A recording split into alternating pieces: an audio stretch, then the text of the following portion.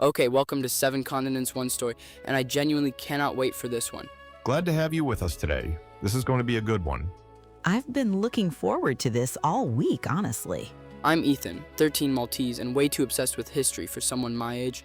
I'm Nils, professor of history, originally from Sweden. And I'm Celine, joining you from Edinburgh, Scotland. I read far too many history books in my spare time.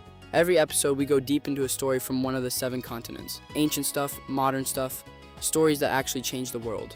Stories that deserve to be told properly, not just as a footnote in a textbook.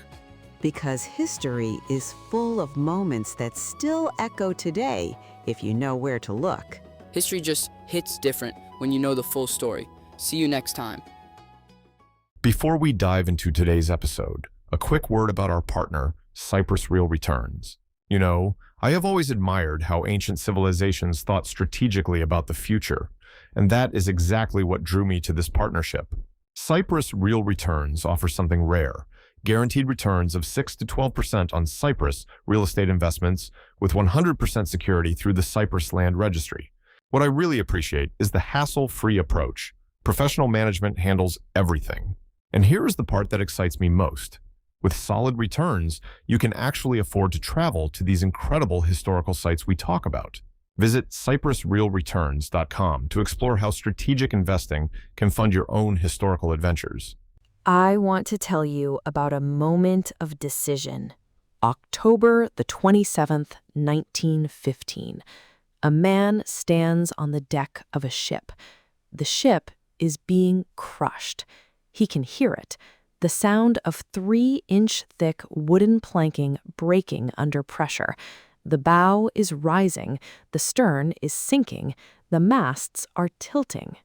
The Weddell Sea in Antarctica has frozen around his vessel over the past 9 months, gripping it in ice, slowly squeezing, and now the ice is winning. And this man, this extraordinary, stubborn, visionary man, looks at the ship he has loved, looks at the 27 men in his care, and says something remarkable. What does he say? Ship and stores have gone, so now we'll go home. That is either the most composed thing ever said or the most in denial thing ever said. With Ernest Shackleton, it is often hard to tell the difference. The Imperial Trans-Antarctic Expedition of 1914 to 1917 is the most extraordinary survival story in the history of exploration, and one of the greatest tests of leadership ever documented. No one died.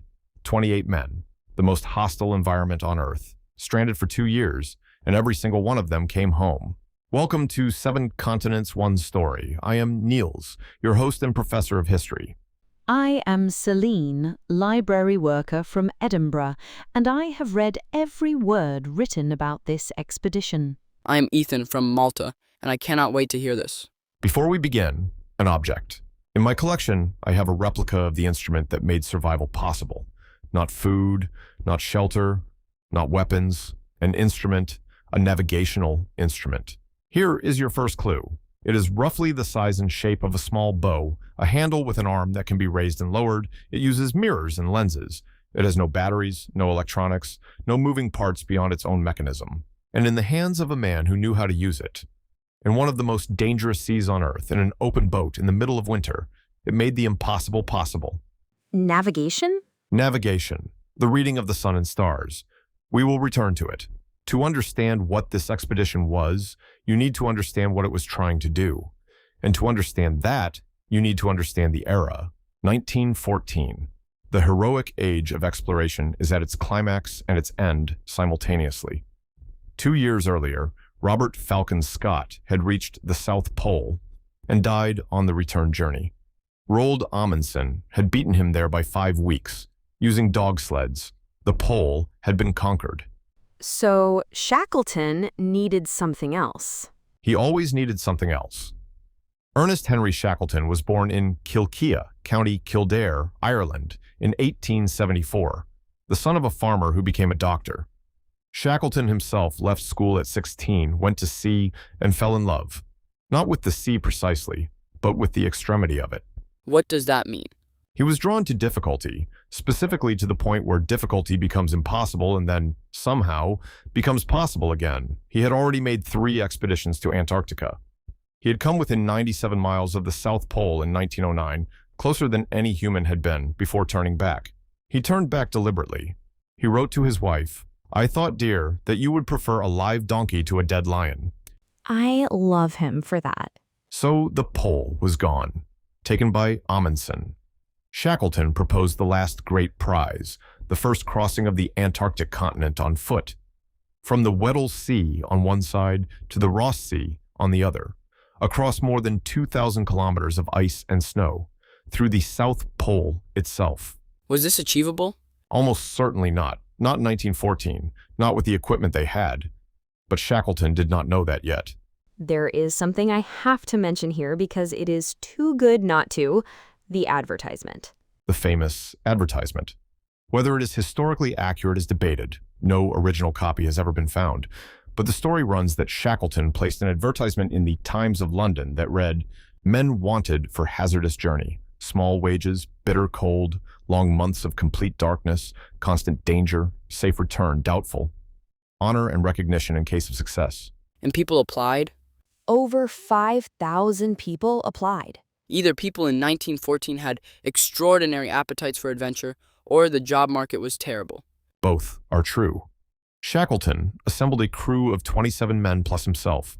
Scientists, sailors, cooks, a carpenter, a doctor, a photographer, Frank Hurley of Australia, who would produce some of the most extraordinary photographs of the century, and a ship, the Endurance.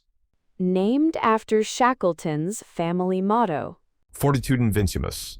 By endurance we conquer, he chose well. The Endurance left London in August 1914, the same week that the First World War began. They sailed south, through the Atlantic, down to the island of South Georgia, a remote mountainous island in the South Atlantic, home to a Norwegian whaling station that would later become extremely important. And then south again, into the Weddell Sea. The Weddell Sea is one of the most treacherous bodies of water on Earth. Ice forms early, moves unpredictably, and can trap ships with almost no warning. January 1915. The Endurance enters the ice pack. But the season turns early. The ice closes. And by January 19th, the Endurance is stuck. Just stuck? Frozen in place? The ship becomes what Shackleton called a beset ship, held fast in the ice pack, drifting with it, not sinking, not crushed, just held.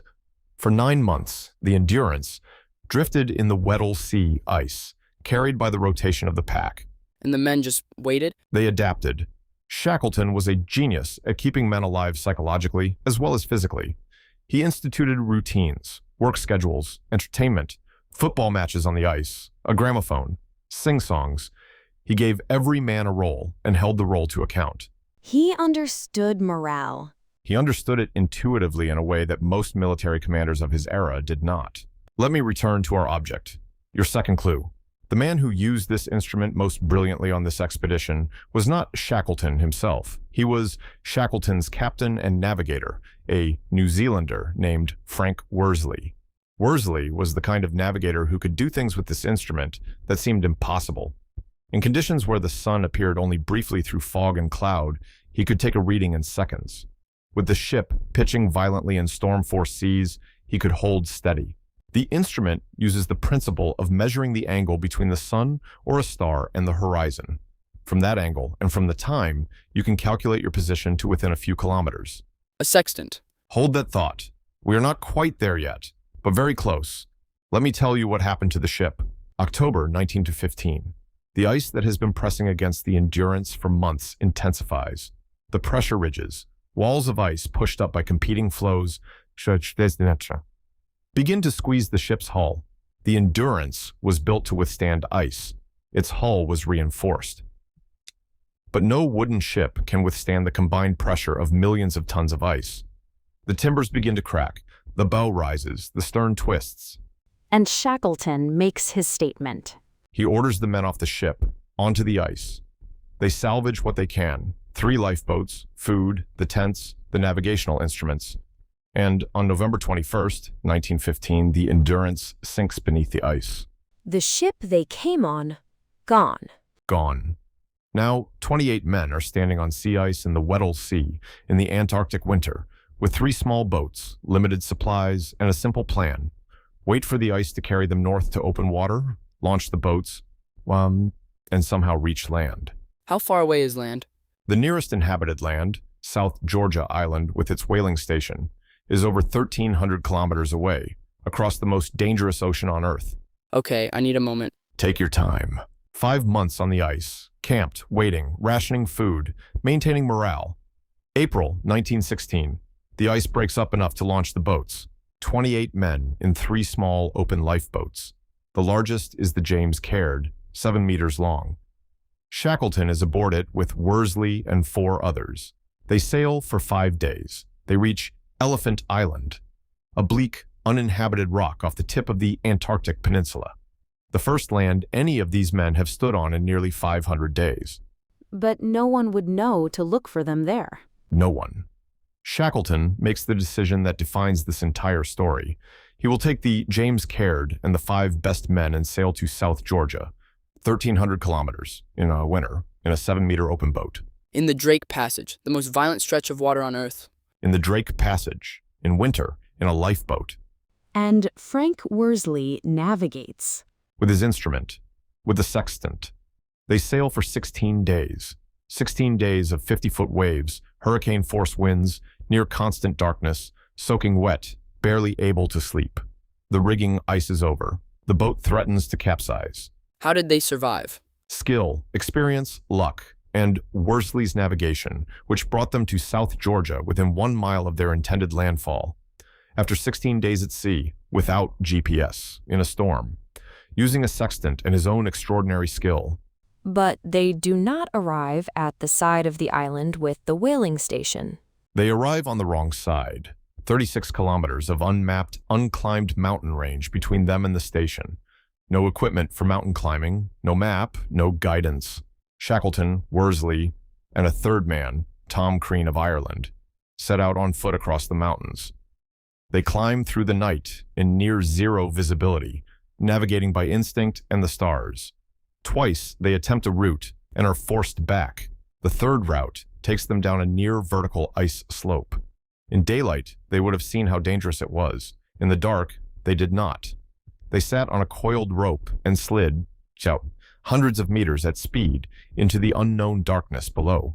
That is extraordinary courage. They arrived at the Stromness whaling station on the morning of May 20th, 1916. 36 hours of continuous marching across unmapped mountains. The station manager, Thorolf Sorle, came out to meet the strange, filthy, half-wild figures at his door. He recognized Shackleton's eyes. He had known him before the expedition, and he wept. And the men on Elephant Island? Shackleton organized 4 rescue attempts. The first 3 failed. The ice would not permit approach.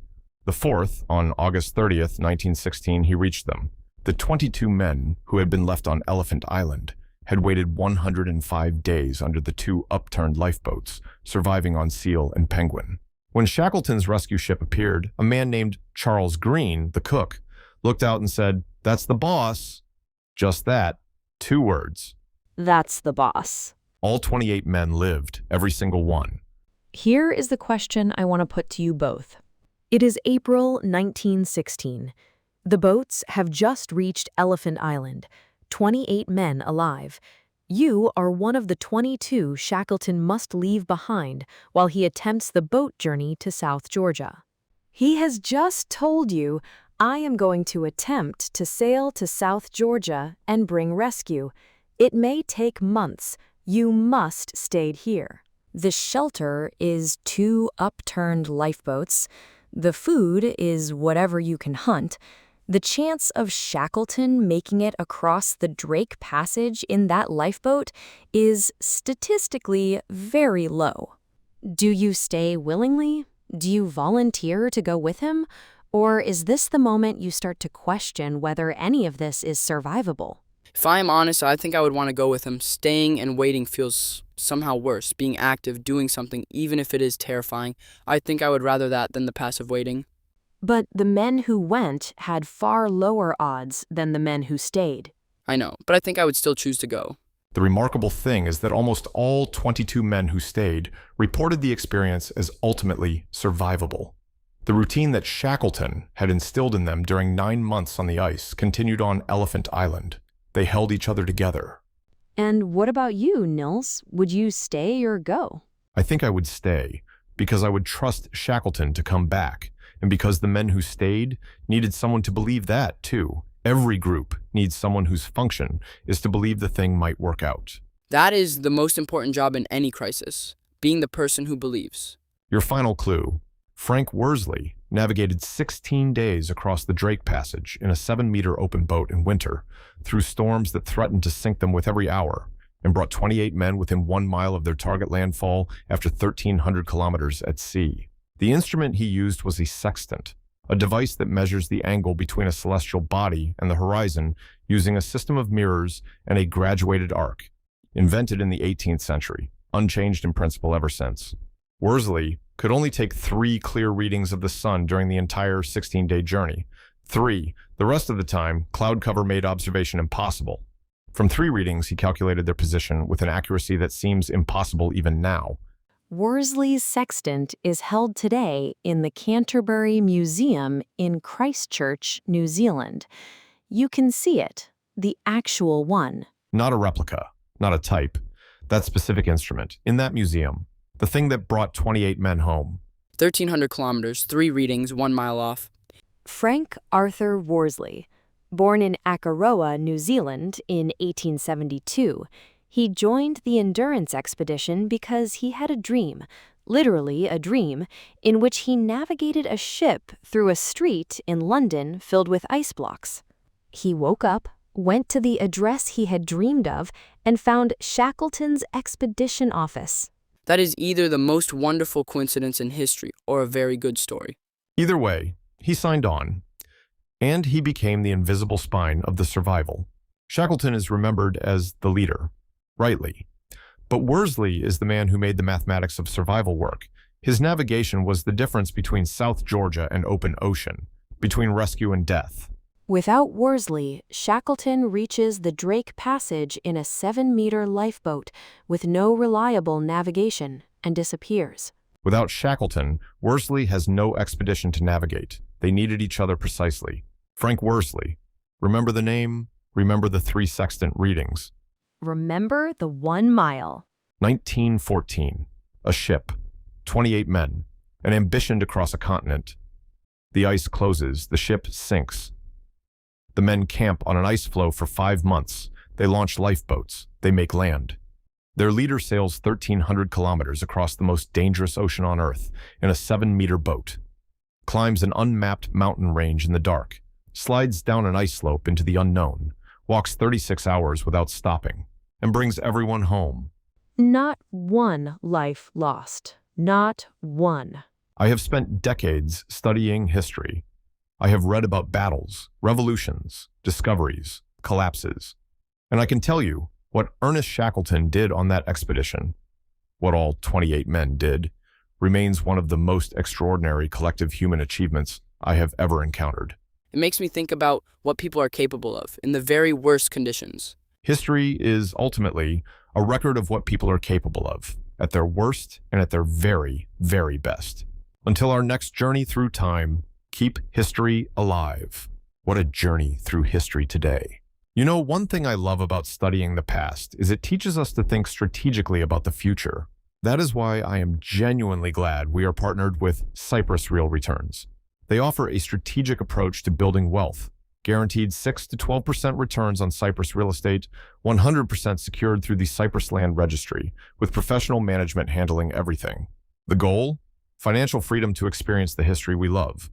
With Cyprus tourism booming and property values growing nearly 8% annually, it is an opportunity worth exploring. Visit cyprusrealreturns.com to learn more.